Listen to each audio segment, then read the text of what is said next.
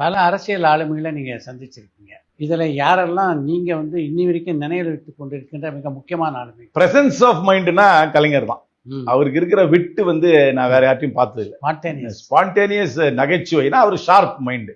ஏதாவது ஒரு விஷயத்துக்கு சொன்னோம்னாக்க அதுக்கு ஏதாவது ஒரு ரொம்ப ஜோவியலா அது கமெண்ட் அடிக்கக்கூடியவர். 2-3 சுவையான நிகழ்வுகள் இருக்கு.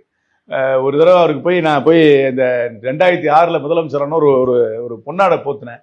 போத்துவோம் அந்த பொன்னாடை என்னுடைய பேனால சிக்கிக்கிச்சு, பாரு உறவு விட மாட்டேங்குது அப்படின்னு சொன்னாரு.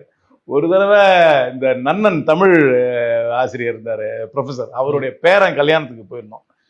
போயிருக்கும்போது இவர் சீஃப் மினிஸ்டரா இருந்தாரு. கொஞ்சம் லேட்டா தான் வந்தாரு கல்யாணத்துக்கு. அந்த பையன் அப்பதான் ஏதோ ஸ்கூட்டரா மோட்டர் பைக் ஆக்சிடென்ட்ல பண்ணி ஒரு காலில் மாவு கட்டு போட்டு பிளாஸ்டர் ஆஃப் பாரிஸ் மார்க் போட்டு தான் மேடையில் உட்காந்துருக்கான் மாப்பிள்ளை பேரன். அவரை பார்த்த உடனே சொல்றாரு, கால் கட்டு என்று சொல்வார்கள், இதைத்தான் சொன்னார்களோ.